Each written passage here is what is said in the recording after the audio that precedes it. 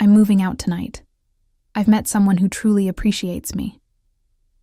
My husband's words pierced through the joyful chatter at our daughter's baby shower. Silence fell over the room like a heavy curtain. From the corner, a young woman, maybe 30 years old, awkwardly raised her glass of mimosa and gave a small wave. Our friends and family sat frozen, their expressions ranging from shock to pity to secondhand embarrassment. My daughter, Jennifer, 7 months pregnant with our first grandchild, looked up from the tiny pair of booties she'd just unwrapped. Her face crumpled, and I instinctively placed my hand on her shoulder. "I'm happy you found your path," I said to my husband of 38 years, surprising myself with the steadiness in my voice. I squeezed Jennifer's shoulder gently, whispered, "I'll call you later," and walked out of the community center in Columbus, Ohio, with my head held high. The May sunshine felt warm against my face as I stepped outside, a stark contrast to the cold reality that had just unfolded. I am Teresa Callahan, 61 years old, a retired school librarian who just watched my marriage publicly implode.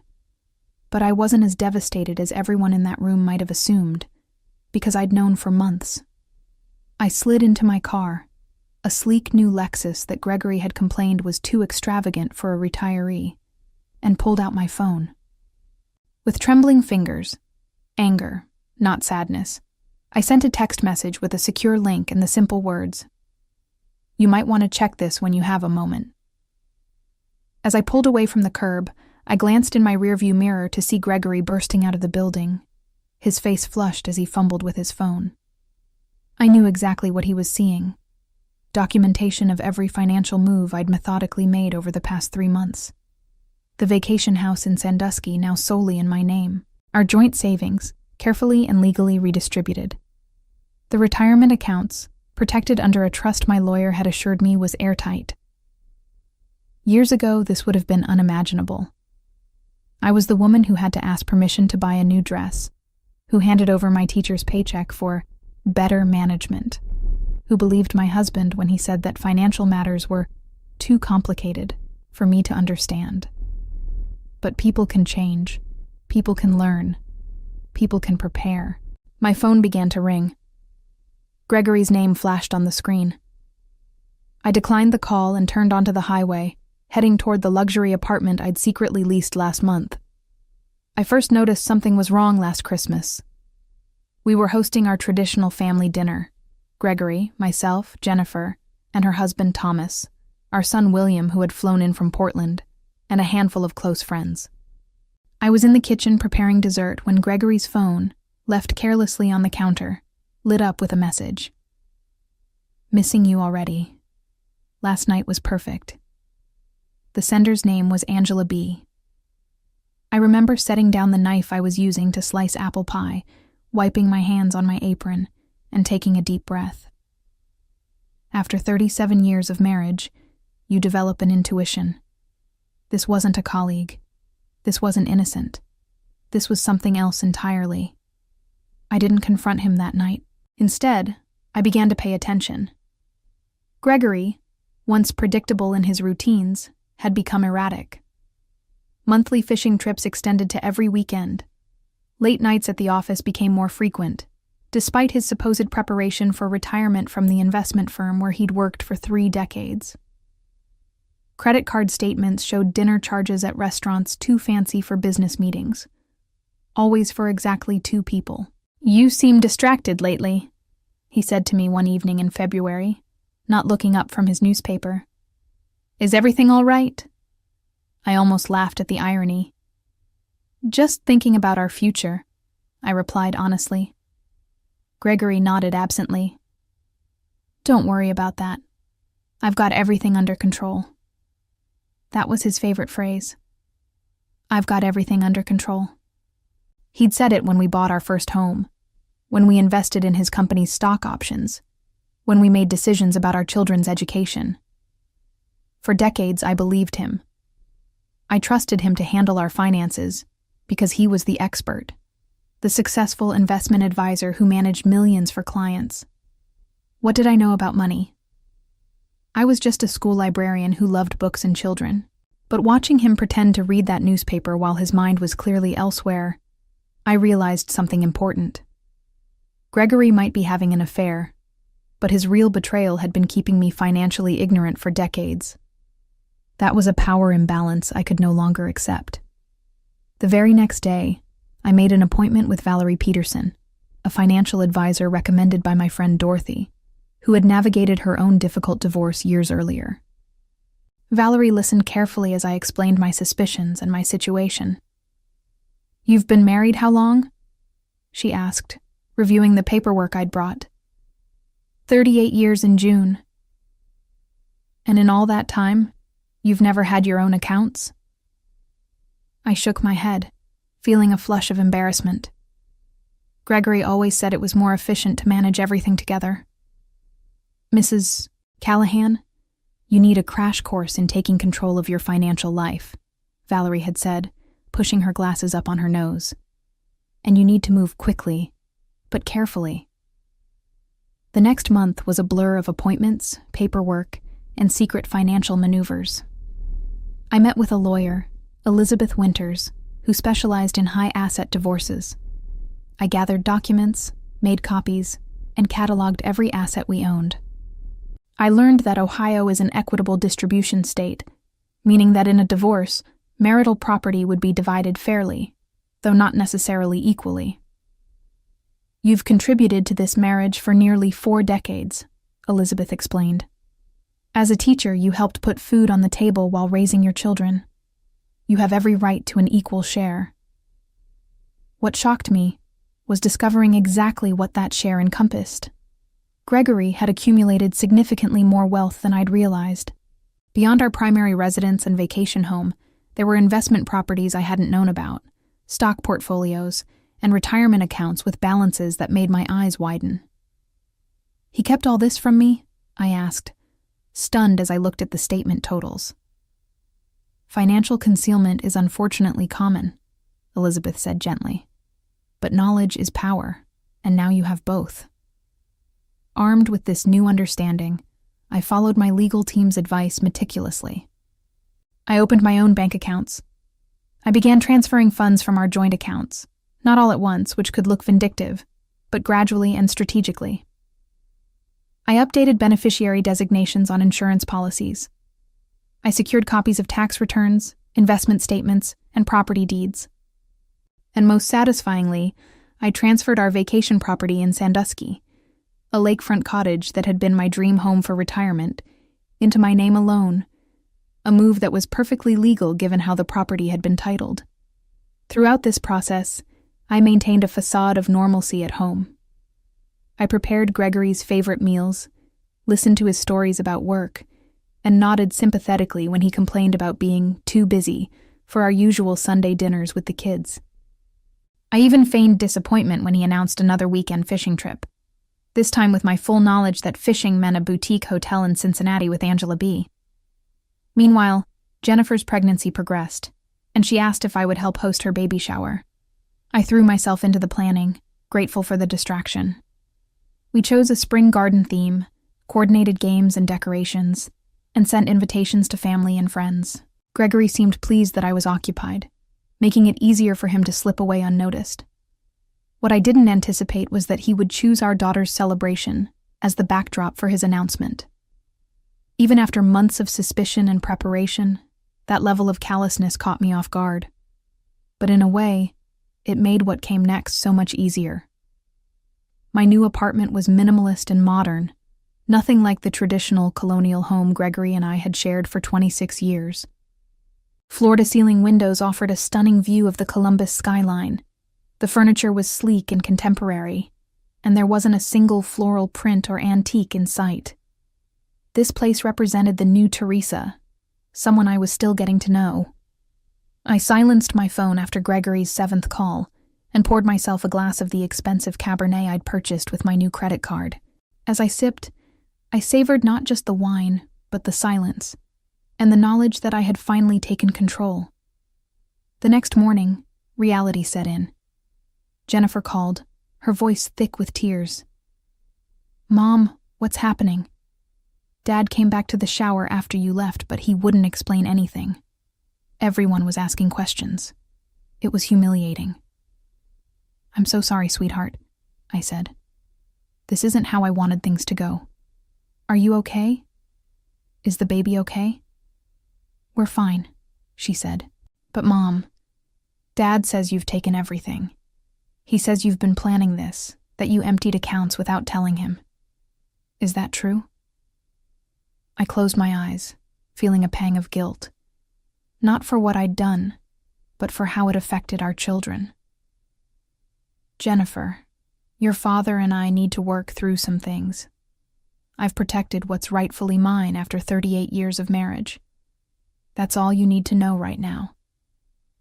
"But the baby shower. Why didn't you tell me something was wrong?" "Because it wasn't about me. It was about you and my grandchild. I never imagined your father would choose that moment to announce his decision." After promising to visit her later that week, I hung up and steeled myself for the next call. It came from William, our son. "Mom, what the hell is going on? Dad's completely losing it. He showed up at my hotel room at midnight, ranting about how you've stolen his retirement." "William, please watch your language," I said automatically, the school librarian in me emerging despite everything. "Your father is upset because he's facing consequences he didn't anticipate." "What consequences?" "Mom, he said you transferred the lake house to yourself. That's cold." I felt a flash of anger. Cold? What would you call announcing to our entire social circle that you're leaving your wife for another woman during your pregnant daughter's baby shower? There was a long pause. "Wait, what? Dad didn't tell me that part." Of course he hadn't. Gregory had always been selective with information, a trait I was now employing myself. I spent the rest of the day fielding calls and texts from concerned friends and family. Some were appalled by Gregory's behavior. Others were shocked by my financial maneuvers. Dorothy, my closest friend since our teaching days, came over with takeout Chinese food and a bottle of champagne. "To your liberation," she toasted, raising her glass. "I've been waiting 30 years for you to stand up to that pompous ass." I laughed despite myself. "Have you really disliked him all this time?" Dorothy's expression softened. "I never disliked Gregory. I disliked how he diminished you. How he made every decision, controlled every dollar, took credit for your successes, and blamed you for his failures. You deserve better, Teresa." As we ate lo mein straight from the containers, I filled Dorothy in on my plans. I would be meeting with my lawyer again tomorrow. Gregory had already contacted his own attorney. The battle lines were being drawn. "Are you scared?" Dorothy asked as she was leaving. I considered the question. Not scared. Sad, yes. Angry, definitely. But for the first time in decades, I feel powerful. That night I slept better than I had in months. The next morning, I arrived at Elizabeth's office downtown to find her waiting with a grave expression. "Gregory's attorney has been in touch," she said, gesturing for me to sit. "They're contesting the property transfer and claiming you acted in bad faith." "Is that going to be a problem?" I asked, my confidence faltering slightly. "It complicates things, but we've done nothing illegal. Everything was properly documented and filed. The lake house was transferred through legitimate channels."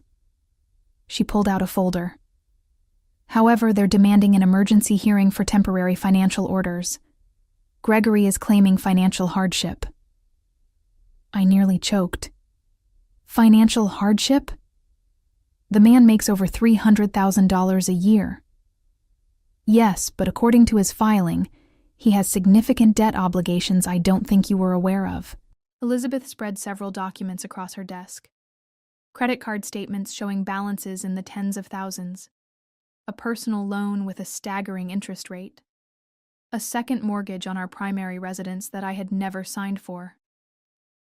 "How is this possible?" I whispered, my hands shaking as I examined the evidence of yet another betrayal. "There's more," Elizabeth said gently. The girlfriend, Angela Blackwood. She's a former client of Gregory's firm. There's been an ethics investigation ongoing for nearly 6 months. The pieces suddenly fell into place. Gregory's increasingly erratic behavior, his insistence that retirement was still years away, despite our original plan to retire together when I did, the frequent arguments about money that seemed to come out of nowhere. He's been hiding financial problems, I realized aloud.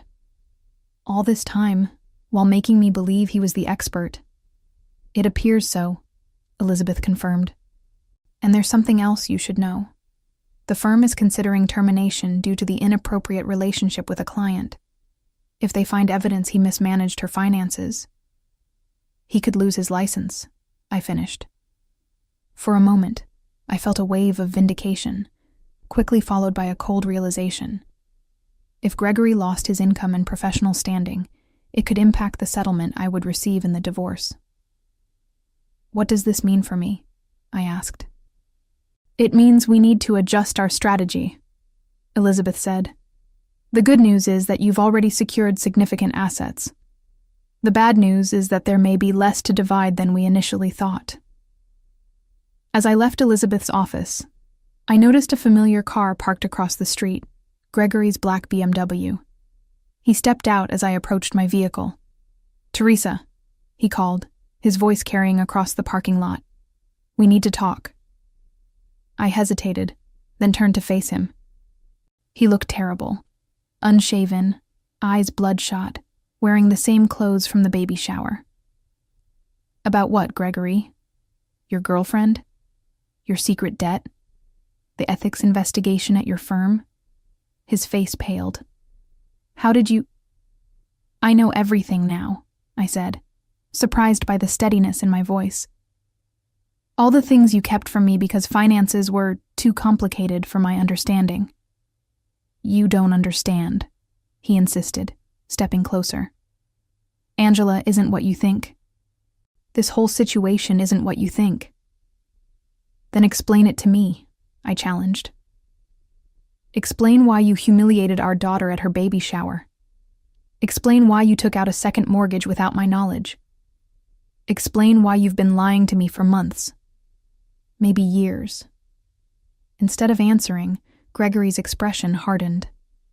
You'll regret what you've done, Teresa. I built everything we have. Everything. You wouldn't even know how to manage these assets without me. I smiled, a genuine smile that seemed to unnerve him. That's where you're wrong. I've learned quite a lot recently. I suggest you talk to your lawyer about a settlement because, from where I'm standing, I'm holding all the cards. 3 days after my confrontation with Gregory in the parking lot, I received an unexpected visitor at my apartment. The concierge called to announce that an Angela Blackwood was requesting to see me. I considered refusing, but curiosity won out. Send her up, I told him. Minutes later, I was face to face with the woman who had waved so awkwardly at our daughter's baby shower. She was younger than me, probably in her early 30s, but not the 20-something trophy I had imagined. She wore a conservative pantsuit and minimal makeup, looking more like a business professional than a homewrecker.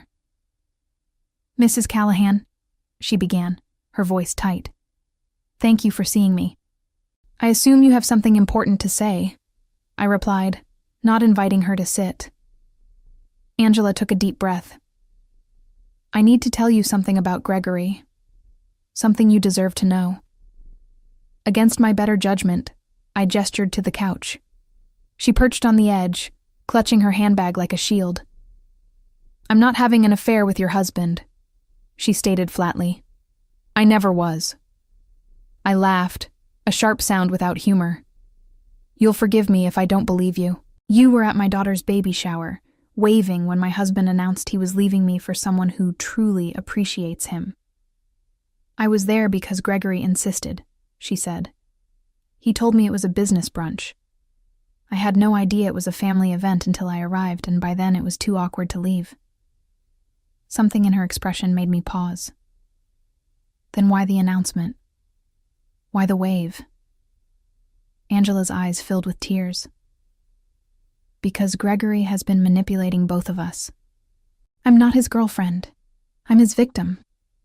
For the next hour, Angela told me a story that shook the foundations of everything I thought I knew. She had been Gregory's client at the investment firm, a young widow who inherited a substantial sum after her husband's death. Gregory had been assigned to manage her portfolio, but over time, he began making unauthorized investments, taking excessive fees, and eventually, diverting funds to cover his own mounting debts. When I discovered what he'd done, I threatened to report him, Angela explained. That's when the manipulation started. He convinced me that no one would believe me, that he could make it look like I had authorized everything. He said he had connections that could ruin me professionally. Why are you telling me this now? I asked, still skeptical but increasingly disturbed. Because yesterday, I finally went to the firm's ethics board with proof of what he did. They've launched a formal investigation. Gregory called me last night, threatening me again, and mentioned that you had stolen his money. That's when I realized you might be in danger too. She reached into her bag and pulled out a flash drive. This contains copies of all the documentation, altered statements, forged authorizations, everything. I thought you should have it for your divorce proceedings. After Angela left, I sat stunned in my living room, the flash drive heavy in my palm. I didn't know whether to believe her story, but I knew someone who could help me verify it. I called Valerie, my financial advisor, and arranged to meet her immediately. After reviewing the documents on the drive, she confirmed what Angela had told me. This is serious, Teresa, Valerie said grimly. These aren't just ethical violations, they're potentially criminal. I felt sick. The man I had married, the father of my children, hadn't just betrayed me with another woman. He had committed fraud and potentially ruined lives. And now I had evidence that could send him to prison. That night, as I stared at the city lights from my window, I faced the most difficult decision of my life. What would I do with this information? The following week unfolded like a slow-motion car crash. Gregory's firm placed him on administrative leave pending their investigation. Our divorce proceedings were temporarily stalled as both legal teams processed the new information. Jennifer was hospitalized briefly with stress-induced high blood pressure, putting her at risk for complications with the pregnancy. William flew back to Columbus from Portland, determined to fix things between his parents before the baby arrived. Through it all, I maintained a determined calm, even as I grappled with what to do about Angela's evidence. You have a powerful bargaining chip, Elizabeth advised during our latest meeting. We could use this to negotiate a very favorable settlement. Or I could turn everything over to the authorities, I countered. Let Gregory face the legal consequences of his actions. Elizabeth's expression was neutral. That's certainly an option, but consider how a public scandal and potential criminal case would affect your children, your grandchild, and ultimately, your own financial security. I knew she was right. If Gregory went to prison, there would be no alimony, potentially reduced assets to divide, and a stigma that would affect our entire family. Yet the thought of allowing him to escape accountability for his actions burned within me. The decision was made for me when Angela called again. I've been contacted by 2 more of Gregory's former clients, she said. They've noticed discrepancies in their accounts, too. The firm's internal investigation is expanding. My path became clear. I didn't need to be the one to bring Gregory down. His own actions were already doing that. What I needed was to protect myself, my children, and yes, even Angela and the other victims. I scheduled an emergency meeting with Elizabeth and came with specific demands for our counteroffer to Gregory's settlement proposal. Full ownership of both properties, 70% of all investment accounts, a lump sum alimony payment rather than monthly support. And most importantly, a complete separation from any liability related to Gregory's professional misconduct. He'll never agree to this, Elizabeth warned. He will, I said confidently, because I'm offering him something in return, my silence. The settlement meeting was held in a conference room at Elizabeth's law firm. Gregory arrived with his attorney, a sharp-suited man with an aggressive reputation. I was surprised to see how much Gregory had aged in just 2 weeks. Deep lines etched his face, and his hair seemed grayer. "Mrs. Callahan has reviewed your proposal and has a counteroffer," Elizabeth began, sliding folders across the table. Gregory's attorney skimmed the documents, his eyebrows rising. "This is completely unreasonable," he declared. "Is it?" I asked, speaking directly to Gregory. "Considering what I know about your professional situation, I think it's quite generous." Gregory's face drained of color. "What are you talking about?" "Angela Blackwood came to see me," I said quietly. "She shared some very interesting documentation about your investment practices." "You're bluffing," Gregory's attorney interjected. I turned to Elizabeth, who nodded and produced a thumb drive. "This contains copies of everything we have," she said. "We haven't shared this information with authorities yet, but rest assured, we will if necessary." Gregory and his attorney stepped outside to confer. I could see them through the glass wall of the conference room.